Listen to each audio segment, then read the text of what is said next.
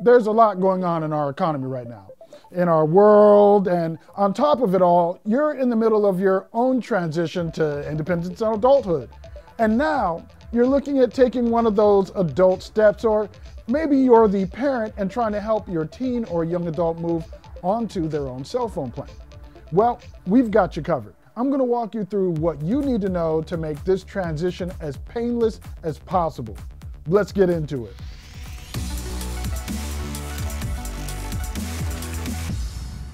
Hey, if any of these videos you've seen on the channel have helped you here, if this video helped you, please consider hitting us with that thumbs up, clicking that subscribe button, and clicking that notification bell so you'll be notified when we upload the latest content and when we hold our weekly giveaway. So, here's what we're going to talk about: staying with your parents' carrier, finding your own carrier, and taking your phone with you, and some of the gotchas you need to be aware of before switching.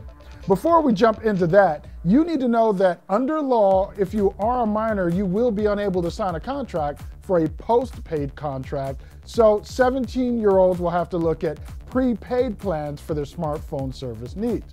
18 and older, you're good to go for both postpaid and prepaid. Also, if you're going to stay with your parents' provider, but just want to get your number off of their plan and onto your own, you'll need them on the phone with you, or need to know any PINs, passwords, or other security information you might be asked for. Even with that, the customer service rep who helps you may ask an authorized account holder be on the phone to authorize the transfer transaction. So, staying with your parents' carrier is actually pretty simple. Often you can switch to your own plan with a simple phone call. Jump on with your parents' company's customer support representatives, and they'll set it all up for you. The issue may be, though, that your parents are a bit more established financially than you are, and the rate plans on offer may be out of line with your burgeoning budget. So, before you decide to jump into your own world of mobile use, check for the rate plans with your parents' carrier and compare them with prepaid. Additionally, this may not be an option for you if you're a minor, since you can't sign any contract without a parent or guardian being involved with the transaction. If that's the case, check with your carrier to see what their specific policy is regarding teen accounts and any restrictions. You may still be able to get your own account. Now, know what has less restrictions: prepaid wireless accounts. No contracts, which means less age restrictions. If you choose an MVNO like Mint, Visible, Republic Wireless, Metro, or Cricket, which Metro's not actually an MVNO, but you'll likely make out much cheaper than on one of the big four, or three. I mean, they do have plans and options which are cheaper than their contract plans, but you're still going to pay less on a carrier's prepaid service or an MVNO, generally speaking. So let's explore that less restrictions part. In order to get a regular plan on contract, you're going to need to be over 18 to begin with, like I said. I recently reached out to Mint Mobile to find out what their age requirements were, and this is what their customer service said. We do not require any social security number. The only info we need to sign up with us is an email and full name. However, please take into consideration that to sign up with us, we'll need a payment method, which might need to be under a U.S. billing address. If you use a prepaid debit card, it must be a U.S. prepaid debit card, end quote.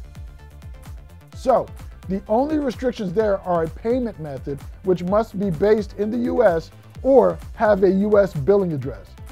So, if you're a minor, you can just take and load up a prepaid credit or debit card that you can pick up from any like Walgreens or most grocery stores and fund your prepaid account with Mint.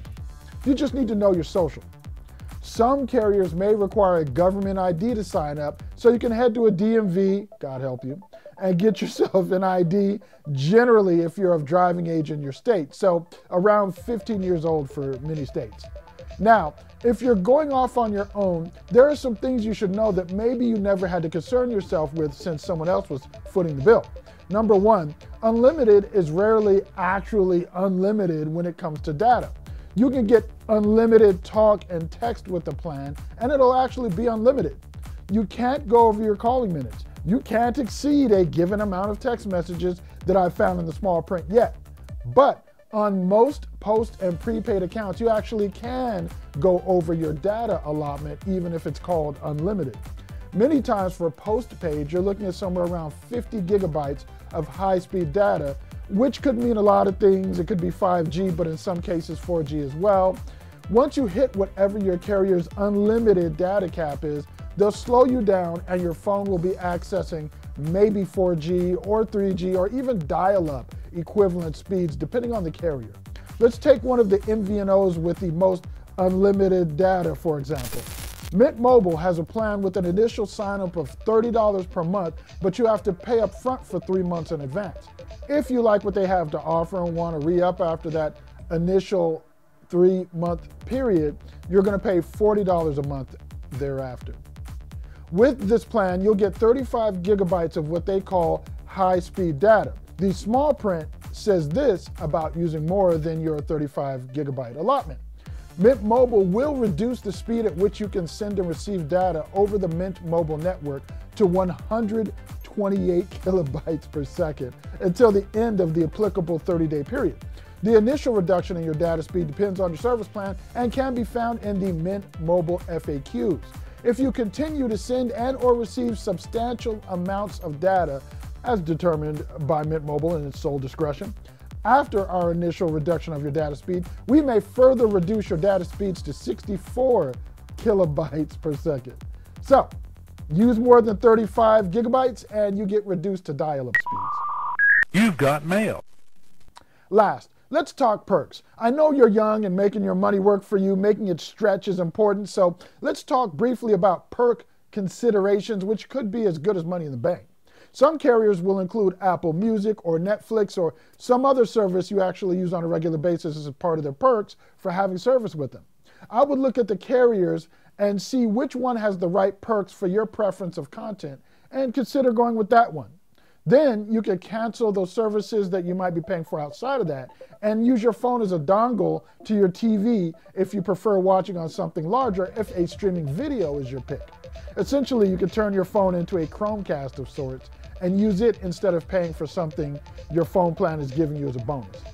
And T-Mobile's Metro PCS has Amazon Prime as a perk, so you get video streaming, music, and shopping all in one hit. Also, look for organizational perks. at&t has their postpaid signature program, which can save you $10 per line per month if your school or university participates in the program. Verizon also has a Students Unlimited postpaid plan, which can save you up to $25 per month and get you a year of Disney Plus and an Apple Music subscription. So, I'm a father of 3 who've all jumped ship and are now on their own plans. If you have any questions that I didn't answer here, please leave them in the comments below and I'll get to them. As always, I'm Tshaka Armstrong for reviews.org. Don't take it lightly that you spent your time here with us today. I'll catch you on the next video.